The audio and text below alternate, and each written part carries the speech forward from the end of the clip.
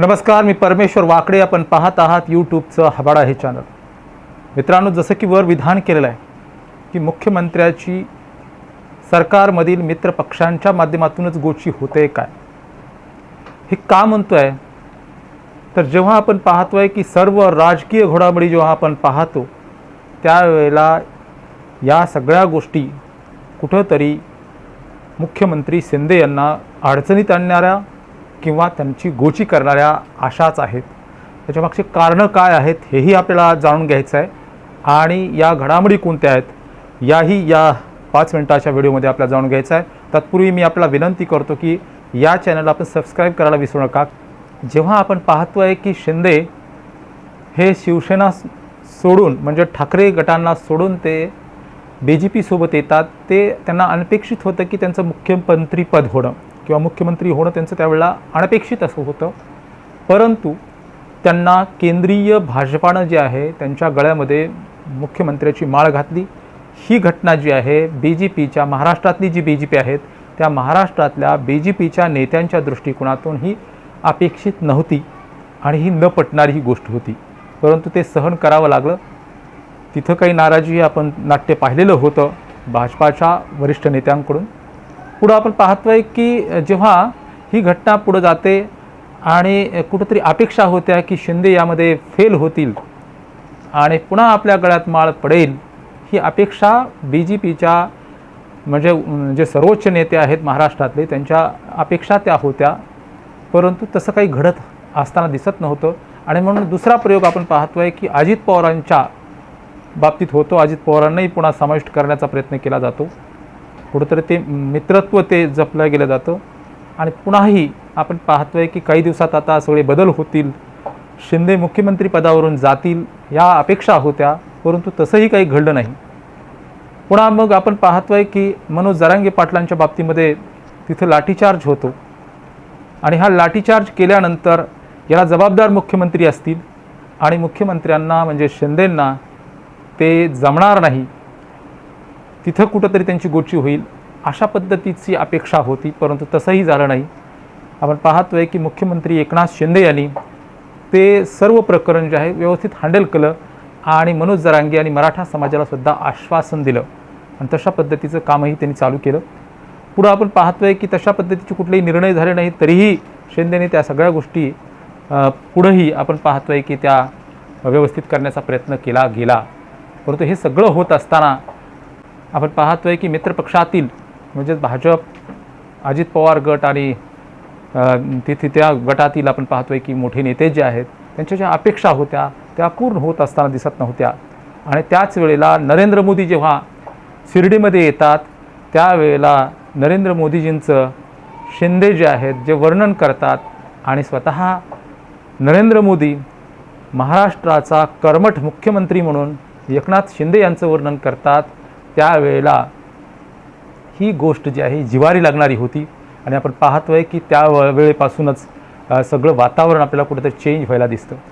आणि पुढं आपण पाहतोय की मग ते सदावर्ते मध्ये येणं आणि त्यांनी काहीतरी बाष्कळ मराठा आंदोलनाच्या बाबतीमध्ये बोलणं, वातावरण काहीतरी बिघडवण्याचा प्रयत्न करणं, ही गोष्ट आपल्या लक्षात येत असेल की मंत्रिमंडळात तुम्ही राहताय, सत्ता पक्षात तुम्ही राहताय आणि सत्ता पक्षाच्या विरोधातच मंत्रालयाला तुम्ही टाळे ठोकताय. जो अजित पवार गट आपण पाहतोय की मंत्रालयाला टाळे ठोकतोय, हाही एक मुद्दा आपल्या लक्षात येत असेल. दुसरा मुद्दा आपण लक्षात घेतोय की ग्रामपंचायतीच्या निवडणुका झाल्या, यामध्ये सुद्धा आपण पाहतो की अजितदादा पवार गट आणि आपण पाहतो की भाजप हे जे आहेत महाराष्ट्रामध्ये कसे पहिल्या क्रमांकाचे म्हणजे ग्रामपंचायत निवडून येणारे पक्ष आहेत, कसे ते पहिल्या क्रमांकावर दुसऱ्या क्रमांकावर आहेत हे दाखवण्याचा जो प्रयत्न होतो आहे, ह्या सगळ्या गोष्टीच्या मागं आपण पाहतोय की काही ना काहीतरी शिस्त आहे हे आपल्याला लक्षात येतं. हे सगळे प्रकरणं जे आहेत एकामागं एक घडायला लागले. त्यामध्ये भुजबळसुद्धा मध्ये मध्ये वाचाळगिरी करत राहिले आणि समाजाला भडकवण्याचा प्रयत्न केला गेला. मध्ये एक प्रयत्न हेही आपण लक्षात घेतो की OBCला पेटवण्याचा प्रयत्न म्हणजे त्यातमध्ये आपण पाहतोय की धनगर समाजाला सुद्धा पेटवण्याचा प्रयत्न केला गेला, OBCला पेटवण्याचा प्रयत्न केला गेला. हे सगळे समाज जे आहेत कुठं ना कुठंतरी बौद्धिक पातळीवर आता सगळे शिकलेले आहेत आणि कुठंतरी ह्या सगळ्या गोष्टी आता त्यांना मीडियाच्या माध्यमातून म्हणा किंवा सगळ्या गोष्टी बाबतीत आता त्यांना जाणीव झालेली आहे. आणि आपण पाहतोय की ती तीव्रता जी आहे, जी आंदोलनाची तीव्रता असते किंवा जी आक्रमकतेची तीव्रता जी आहे ती आता समाजामध्ये तशा पद्धतीने राहिलेली नाही. सगळे लोक अगदी डोक्यानं विचार करायला लागले आहेत आणि हे सगळं शांत होत असताना आपण दिसतंय. एकनाथ आपलं पण पाहतोय आपण सदावर्ते जे आहेत, हा सदावर्ते पुन्हा आणखी एक प्रयोग करतो की एस टी कर्मचाऱ्यांचं आंदोलन करण्याचा प्रयत्न करतो आहे. पण एस टी कर्मचाऱ्यांनी जे आहे या सदावर्तेला त्यांनी ओळखलं आणि सदावर्तेला सुद्धा आपण पाहतोय की कसल्याही प्रकारचं सहकार्य त्यांनी केलं नाही. ते सुद्धा तिथं सफसैल पडलेले आपल्याला पाहायला मिळतात. आणि आता मोठा प्रयोग एक होतो आहे तो म्हणजे भुजबळांच्या ओबीसीच्या बाबतीमध्ये ते खूप प्रचंड असे आक्रमक झालेले पाहायला मिळत आहेत.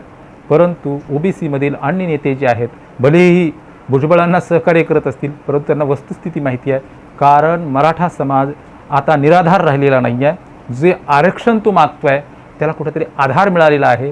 हा आधार जो आहे तो कायद्यामध्ये सुद्धा टिकणार आहे. या सगळ्या घडामोडीच्या पाठीमागं आपण पाहतोय की मित्रपक्षातील जे बडे नेते आहेत तेच प्रयत्न करत आहेत. आणि मध्ये मध्ये आपण पाहतोय की त्यांचे आवाजसुद्धा आलेले होते. जेव्हा नरेंद्र मोदी इथं येऊन गेले त्यावेळेला एक आवाज असाही आला होता की मी पुन्हा येईल. जेव्हा वरून पुन्हा झापलं गेलं त्यावेळेला तो आवाजसुद्धा शांत झालेला होता. हा आवाज पुन्हा पुन्हा येण्याचा प्रयत्न करतोय. परंतु एकनाथ शिंदे जे आहेत ही सगळ्यात मोठी अडगळ त्यांना वाटते. आणि म्हणून आपण पाहतोय की मित्रपक्षाच्या माध्यमातून एकनाथ शिंदेंची वेळोवेळी गोची करण्याचा किंवा अडवणूक करण्याचा प्रयत्न वेळोवेळी होत असताना दिसतोय. परंतु एकनाथ शिंदे जे आहेत ते मात्र ह्या सगळ्या घडामोडी ज्या आहेत अतिशय शांतपणे ते हाताळत आहेत. ते त्याच्यामध्ये कुठेही अडकलेले आपल्याला पाहायला मिळत नाहीत. आणि मग ही सगळी परिस्थिती जेव्हा आपण पाहतो त्यावेळेला माझ्यासारख्या व्यक्तीला असं वाटतं की एकनाथ शिंदे यांची कुठेतरी गोची होते का, मुख्यमंत्र्यांची कुठेतरी गोची होते का. आणि आपल्याला काय वाटतं हेही आपण कमेंट बॉक्समध्ये म्हणजे कळवायला विसरू नका. आणि या चॅनललाही सबस्क्राईब करायला विसरू नका. धन्यवाद.